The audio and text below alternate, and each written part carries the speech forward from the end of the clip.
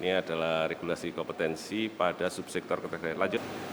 Nah, ini yang tadi saya sampaikan bahwa listrik itu sangat penting sekali, tapi juga potensi bahaya di kita itu sangat besar sekali.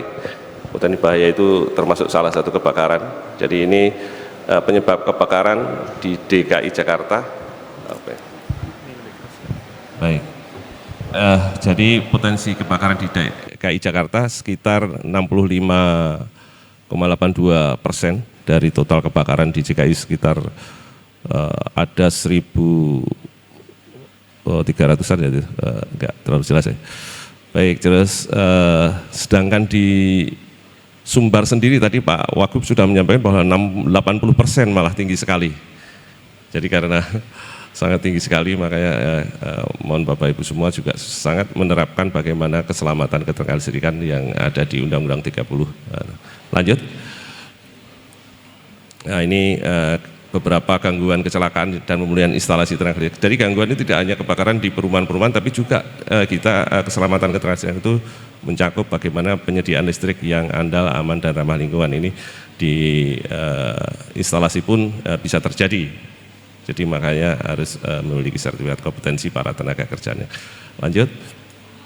Kemudian lanjut, ini latar belakang regulasi keselamatan ketenaga listrikan. Ini ada di Undang-Undang 30 tahun 2009. Jadi pasal 4 ayat 1, setiap usaha ketenaga listrikan wajib memenuhi ketentuan keselamatan ketenaga listrikan. Nah, jadi ini yang selalu kita sampaikan. Kemudian ada turunnya ketentuan lebih lanjut mengenai pelaksanaan kegiatan usaha ketenaga listrikan dan penerapan keselamatan ketenaga diatur dengan peraturan menteri. Ini nanti lebih detail lagi di peraturan menteri, ada juga di PP 25 ya ini. Kemudian di PP nomor 50 tahun 2012 ini juga tentang SMK 3, itu juga ada satu pasal yang pasal 4 ayat 2, ini instansi pembina sektor usaha dalam untuk listrik adalah ESDM ya, Kementerian ESDM, dapat mengembangkan pedoman penerapan SMK 3. Ini SMK 3 itu kalau di ESDM jadi ada keselamatan ketenaga listrikan ya, sesuai dengan ketentuan peraturan perundang-undangan. Jadi lahirlah Permen ESDM nomor 10 tahun 2021 tentang keselamatan ketenaga listrikan. Ini kondisi di lapangan karena tadi kita jelaskan bahwa banyak kecelakaan-kecelakaan yang diduga disebabkan oleh listrik. Kemudian lingkupnya adalah pemenuhan standar peralatan dan pemanfaatan tenaga listrik, pengamanan instalasi tenaga listrik, pengamanan pemanfaat tenaga listrik. Tujuannya apa Bapak Ibu semuanya? Tujuannya ada 3, jadi ada andal, aman, dan ramah lingkungan. Kenapa di SMK 3 belum mencukupi? Karena harus ada SMK 2 keselamatan keterkaitan. Karena di SMK 3 tentunya keandalan belum dibahas belum ada di dalam keandalan suatu instalasi tenaga listrik. Ini juga sangat penting sekali karena juga keandalan ini bisa merugikan baik material, moral material yang sangat besar sekali kalau terjadi blackout dan lain sebagainya. Alhamdulillah tadi disampaikan Pak Wagub di Sumbar saat ini tidak ada lagi pemadaman. Ini bagus sekali Bapak Ibu semua. Jadi keandalan itu sangat penting sekali. Lanjut. Kemudian lebih detail lagi, ini adalah regulasi keselamatan keterkaitan. Jadi upaya apa saja untuk mewujudkan keandalan itu, keamanan dan ramah lingkungan. Jadi di Undang-Undang 30 tahun 2009 itu mengamanatkan bahwa setiap usaha ketenaga listrikan wajib memenuhi ketentuan keselamatan ketenaga listrikan. Nah, ini tujuannya adalah andal, aman, dan ramah lingkungan. Bagaimana upaya-upaya tersebut? Nah, ini tadi juga sudah banyak dibahas oleh Pak Ketua MKI juga ya. Jadi ada Pak Kadis juga sudah menyampaikan bahwa ada 5 aspek yang harus terpenuhi dalam penyediaan tenaga listrik. Jadi SNI, SKTTK atau tenaga tekniknya, kemudian SBU, badan usahanya, dan SLO, sertifikat layak operasinya, kemudian lingkungan hidup. Nah, ini di saat ini yang paling besar sekali adalah lagi disorot sekali adalah pada lingkungan hidup. Jadi banyak sekali menyorot bagaimana lingkungan hidup, karena di Jakarta sendiri sekarang polusi sudah sangat tinggi sekali ya, ini Bapak Ibu semuanya mungkin nanti bisa melihat di berita-berita di TV ya. Nah, ini juga kita harus tetap lingkungan hidup juga ada salah satu aspek dari kelima aspek yang pemenuhan ketentuan K2. Baik, ini untuk memudahkan saja membahasnya. Lanjut. Kemudian ini gambaran umum tentang ketenaga listrikan ya. Jadi ketenaga listrikan itu ada usaha ketenaga listrikan dan juga ada instalasi tenaga listrik. Usaha ketenaga listrikan itu dari penyediaan, pemanfaat, dan penunjang. Penyediaan itu ada pembangkitan, dibagi lagi menjadi transmisi, distribusi, dan penjualan. Kemudian pemanfaatan jaringan ini jaringan transmisi tegangan tinggi ya, yang tengahnya ada di dalam kabel itu ada kabel FO atau fiber optik untuk sarana telematika. Itu di dalam usaha ketenaga ada di pemanfaatan jaringan. Kemudian usaha penunjang ini salah satunya mungkin ya seperti LSK, lembaga sertifikasi, lembaga inspeksi teknik, lembaga sertifikasi badan usaha, dan lain sebagainya. Kemudian usaha industri penunjang, ini juga usaha industri penunjang inilah yang juga tentang pembuatan bagaimana perusahaan-perusahaan penunjang, perusahaan peralatan instalasi tenaga listrik, MCB, dan lain sebagainya. Kemudian instalasi tenaga listrik itu dibagi dua menjadi penyediaan dan pemanfaat.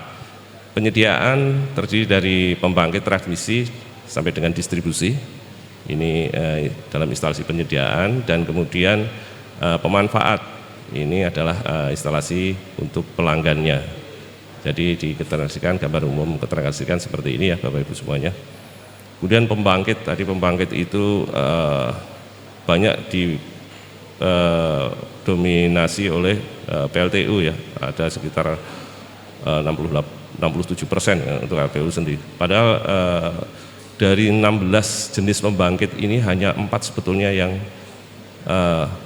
energi fosil, sedangkan yang lainnya sebetulnya sudah banyak ke energi baru terbarukan atau yang energi bersih.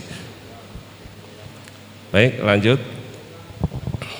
Ini penerapan keselamatan ketenaga listrikan. Jadi penerapan keselamatan ketenaga listrikan itu sudah dimulai dari saat perencanaan instalasi tenaga listrik, pembangunan pemasangan, kemudian pemeriksaan pengujian, dan pengoperasian sampai dengan pemeliharaan dan pengawasan. Jadi ada 6 tahap yang penerapan keselamatan itu harus tetap dari awal dimulai. Jadi dari perencanaan sampai dengan pembangunan ini adalah harus terpenuhinya SNI. Jadi SNI juga dari perencanaan juga harus memakai peralatan-peralatan yang sudah ber-SNI sampai pemasangannya. Kemudian dari ke-6 tahap ini setiap tenaga teknik dalam usaha ketenaga listrikan wajib memiliki sertifikat kompetensi tenaga teknik ketenaga listrikan. Ini juga yang kedua, ini tenaga teknik itu dari awal sampai akhir wajib memiliki sertifikat kompetensi. Kemudian badan usahanya seperti itu, jadi sertifikat SBU itu juga dari tahap pertama sampai tahap akhir. Jadi setiap kegiatan usaha ketenaga listrikan wajib memenuhi ketentuan yang dipersyaratkan dalam perundang-undangan di bidang lingkungan hidup. Ini juga dari perencanaannya juga harus dibuat sesuai dengan peraturan perundang-undangan di bidang lingkungan hidup. Kemudian ada SLO. SLO ini setelah pembangunan pemeriksaan lah ini baru disertifikasi untuk SLO. Nanti lebih detailnya teman saya Pak Wildan nanti akan menyebutkan lebih detail masalah tentang sertifikat layak operasi. Kemudian ada dari pengoperasian dan pemeliharaan, ini hal yang baru. Ada pemilik instalasi listrik yang berbentuk badan usaha wajib memiliki sertifikat manajemen keselamatan ketenaga listrikan atau disingkat SMK2. Ini juga dari pengoperasian dan pemeliharaan. Tapi di sini ada ya kriterianya ya, berlaku pada instalasi pembangkit itu minimal 5 MW, instalasi transmisi, instalasi distribusi, dan instalasi pemanfaat 200 kVA. Ini untuk SMK2 di bidang pengoperasian dan pemeliharaan. Lanjut. Kemudian ini tadi ada lingkup SNI ya. Jadi ada SNI ini ada 2 SNI wajib instalasi dan 10 SNI wajib produk yang peralatan dan pemanfaatan tenaga listrik. Ini untuk lingkup SNI-nya kita juga lanjut. Tadi sertifikat badan usaha, jadi setiap badan usahanya juga harus memiliki sertifikat kompetensi. Di sini jenis usahanya ada konsultan dalam bidang tenaga listrik, ini non KPA ya, KPA itu kantor pelayanan asing, pembangunan pemasangan, pengoperasian, pemeliharaan instalasi tenaga listrik. Ini penerbitnya adalah lembaga sertifikasi badan usaha yang terakreditasi atau oleh Ditjen Ketenagalistrikan apabila belum ada.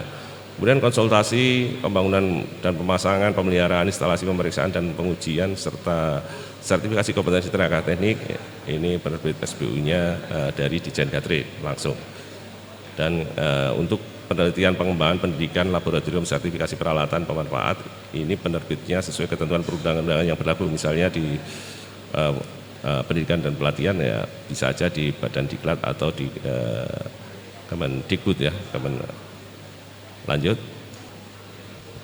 Regulasi sertifikasi kompetensi, ini Bapak Ibu semuanya di bidang sertifikasi ketenagalistrikan, ini ada Undang-Undang 30, kemudian Undang-Undang 6 tahun 2023 ini yang terbaru tadi, ini turunannya adalah PP 5 dan PP 25. PP 25 ini menurunkan juga lagi ada di Permen ESDM nomor 8 tahun 2021 tentang standar kompetensi tenaga teknik ketenagalistrikan. Jadi bagaimana tata caranya mensertifikasi seorang tenaga teknik menjadi diakui sebagai seorang tenaga teknik yang memiliki sertifikat kompetensi atau yang kompeten. Ini ada keputusan Direktur Jenderal Tenaga Listrik nomor 217 tahun 2018, ini juga ada dari pelaksana muda, pelaksana madya, pelaksana analis muda, madya dan utama. Jadi ada jenjangnya nanti levelnya. Kemudian untuk asesor juga muda, madya, utama.